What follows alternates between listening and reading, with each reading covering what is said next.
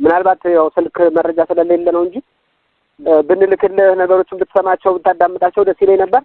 የለየለት ድርድር ውስጥ ገብተዋል። የለየለት ውይይት ውስጥ ገብተዋል። ከውይይት በኋላ ያው በቀኝ በግራ ጠላት ይሰለፋል። በመሀል እነሱ ይመጣሉ፣ ይወጉን ነው በግልጽ። ይሄ የተደራደረ አካል ማለት ነው። ያው እንግዲህ ምናልባት መረጃው ያው ስልክ ስለማታገኝ አንተ ላይደርስህ ይችላል እንጂ አፋሕድ ወይም ደግሞ የእስክንድር ነጋ ቡድን ያው ዘመቻ ባሉት ቀጠናዎች በሁለት በሚላቸው ቀጠና ሌላ ቀጠና ላይ ስለሌለው አቅም ስለሌለው በሁለት ቀጠና ላይ ያለውን ኃይል ይዞ ዘመቻ ጀምሮብናል። አሁንም ያው እናንተ ጋር ስልክ ከመግባቴ በፊት ያንን አቅጣጫ እየሰጠው ነው። እዛ አካባቢ ለድጋሚ ወረራ ጀምሯል። ከወሎ፣ ከሸዋ፣ ከጎጃም ያለውን ኃይል ይዞ ያለኝ የሚለውን በሙሉ ጠርቅሞ ደቡብ ጎንደር ላይ ነው አሁን ዘመቻ እያደረገብን ያለ። ከዚህም ደግሞ እንደዚሁ ደግሞ ደንቢያ አካባቢ ያው እነ ደረጀም እነ ሰለሞን እነ መለሰም እንኳን ሳይቀሩ በጣም በሚያሳዝን ሁኔታ እነ መለሰ ገበሬ እንኳን ሳይቀር ሰብስበው እንግዲህ ያለውን ኃይል እዛ አካባቢ ያለውን ታውቀዋለህ። ግን ገበሬ እንኳን ሰብስቦ 82 ሰው ነው የላከ መለሰ እንኳን ማለት ወደ ደንቢያ በጣም በሚያሳዝን ሁኔታ። ስለዚህ ከደንቢያ ወደ ቋራ በኩል ያው ዘመቻ አድርጎ ሰንብቷል። ነገር ግን እዚህ እንደፈለገ የሚቀመስም አይደለም የማይሞከርም ነው። መጥቶ ዝም ብሎ ያው የሆነች ቀጠና ላይ ብቻ ህዝቡን ሲያማርርና ህዝቡን ሲያንጫጫ ሰንብቶ ያው ዝም ብሎ እዛው ህዝቡን ነው እያተራመሰ ያለ። ይሻገራለሁ ካለም እንደሚጠብቀው ያውቀዋል።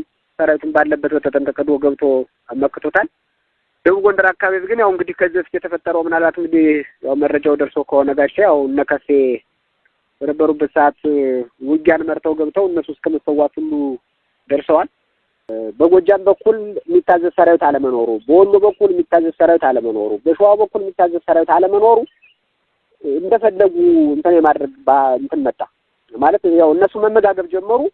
እኛ ደግሞ ባለን ኃይል ብቻ ነው እንትን እያልን ያለ ነው። ከዛ ውጭ ጠላትም እንግዲህ እንደምታውቀው ሙሉ ለሙሉ ያለው ኃይሉ እዚህ ነው አራፎ ያለው። በየቀኑ በየቦታው በቃ ኮሮች ባሉበት የክፍለ ጦሮች ባሉበት ብርጌዶች ባሉበት በየቀጠናው እያፈነፈነ እየሄደ ነው ዋጋ እያስከፈለ ያለና ምናልባት ያው ስልክ መረጃ ስለሌለ ነው እንጂ ብንልክልህ ነገሮችን ብትሰማቸው ብታዳምጣቸው ደስ ይለኝ ነበር። የለየለት ድርድር ውስጥ ገብተዋል። የለየለት ውይይት ውስጥ ገብተዋል። ከውይይት በኋላ ያው በቀኝ በግራ ጠላት ይሰለፋል። በመሀል እነሱ ይመጣሉ፣ ይወጉን ነው በግልጽ። ይሄ የተደራደረ አካል ማለት ነው። ይሄ የተደራደረ አካል። ስለዚህ እነዚህ ቀሪ ወንድሞቻችን ወሎ ላይ ያለውን ወይ ወሎ እንዲያጸዳልን፣ እውነት ለመናገርኛ ጎጃም ላይ ያለውን ወይ ጎጃሙ እንዲያጸዳልን፣ ሸዋ ላይ ያለውን የሸዋው እንዲያጸዳልን ነው የኛ ፍላጎታችንም ጭምር ማለት ነው። ጎንደር ላይ ያለው የኛ የ20 ደቂቃ ስራ ነው። የ20 ደቂቃ ስራ ነው ለኛ ማለት ነው። ግን በቃ ካፈርኩ አይመልሰኝ ዘመቻ ነው የጀመሩት አብረው ከጠላት ጋር ማለት ነው። ከጠላት ጋር ነው አብረው የጀመሩት። ስለዚህ ይሄንንም የጭምር ለማጥፋት ችግሩ ያማራ ነው።